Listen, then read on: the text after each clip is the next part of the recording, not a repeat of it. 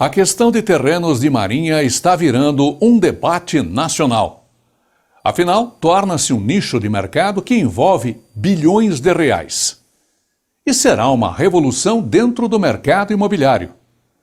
Por isso, a importância de manter você, corretor de imóveis, inteirado sobre este tema. E o presidente do Cresce do Espírito Santo, Aurélio Dalla Piccola, é quem lidera este processo e irá falar mais sobre esta questão. Qual a responsabilidade do profissional na transação imobiliária quando ele envolve terreno de marinha? Quando o imóvel está situado em área localizada em terreno de marinha ou pelo menos acrescido de marinha em parte. Então a responsabilidade do profissional hoje pelo Código Civil, artigo 726 e seguintes, essa responsabilidade é muito abrangente, né? O profissional não pode omitir sobre situações em que possam comprometer o negócio. Então a responsabilidade dele é direta. Ele tem que se cercar sobre todas as condições onde oferecê-lo, até pelo seu próprio código de ética que assim prevê. Então é importante que o corretor de imóveis saiba pelo menos o básico. Primeiro, se esse imóvel é ou não imóvel situado em faixa de marinha, em terrenos de marinha ou acrescido de marinha. Como saber disso? Primeiro, na escritura do imóvel, você terá provavelmente lá a identificação do RIP, que é o número de inscrição de um registro nele no patrimônio da União. Então, com este RIP você consegue fazer todo o levantamento do imóvel. É seguro também, se esse imóvel estiver situado perto de regiões que sejam de marinha, perto de rios também, né, ilhas, que também se faça uma consulta à Secretaria de Patrimônio da União para saber se esse imóvel é ou não é, né? Entrou talvez numa demarcação recente de terreno de marinha e assim evitar um problema futuro para os seus clientes. Mas o fato é que, sabendo que esse imóvel é terreno de marinha, numa transação imobiliária, o outro passo, ele deverá saber se esse imóvel é aforado ou se ele está em regime de ocupação. O que isso quer dizer? Se ele estiver em regime de ocupação, a maior diferença entre o regime de ocupação e de aforamento é que o de ocupação, quase a totalidade dos bancos não aceitam financiamentos.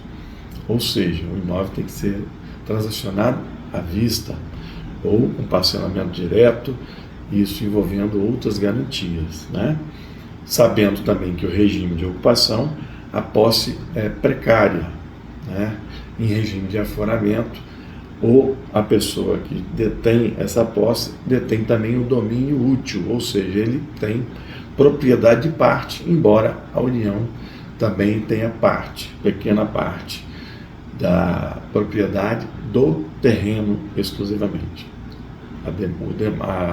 As obras, a infraestrutura, tudo são de propriedade de quem está alienando, no caso. E aí, qual o próximo passo? Identificando que esse imóvel está situado em terreno de marinha, para poder realizar uma venda legal, para não fazer uma coisa e depois ter problemas. Primeiro, tem que se pedir autorização à União para saber se esse imóvel não está em alguma zona de interesse da União, ou seja, a pessoa tem que entrar no site da União, da Secretaria de Patrimônio, tem que fazer um cálculo do laudêmio, emitir esse laudêmio e fazer a quitação do laudêmio. Quem é que deve esse laudêmio? O vendedor ou o comprador? É uma outra dúvida, né? Pela legislação, o vendedor é quem deve arcar com o laudêmio via de regra. Mas o mercado tem um costume dos compradores pagarem. E por ser uma questão de direito disponível, né? Não são todas as questões que são disponíveis, mas essa você pode dispor do direito.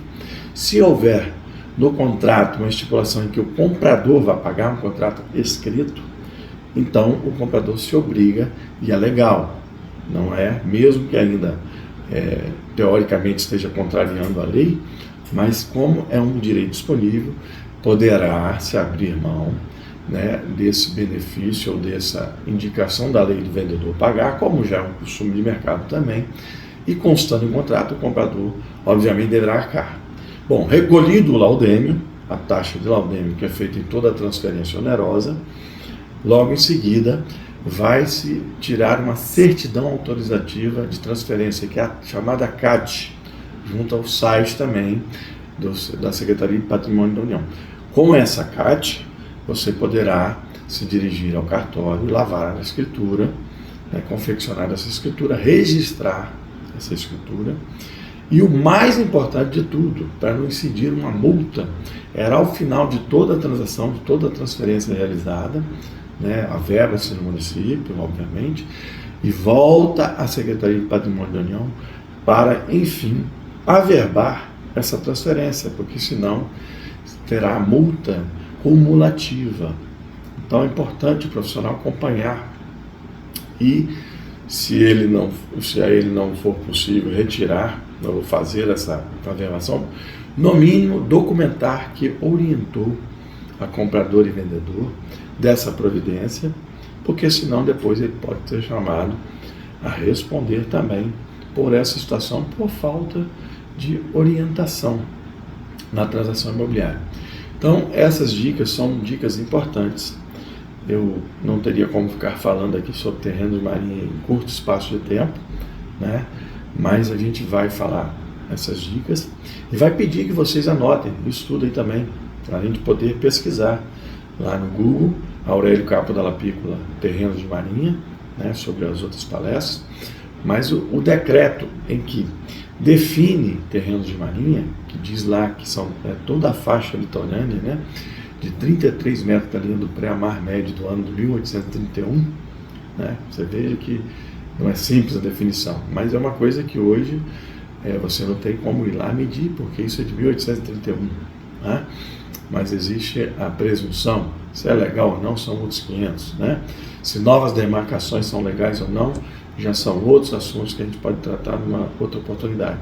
Mas o decreto 9.760, decreto-lei de 1946, esse deve ser estudado por todos os profissionais, Assim como a lei 9.616 de 1998, que fala sobre a regularização desses imóveis, as cobranças de taxas também, previstas no decreto 2.398 de 1987, Então, essa legislação básica, o profissional tem que ter consciência, tem que estudar e ter em mente para poder orientar os seus clientes. Acompanhe mais este tema.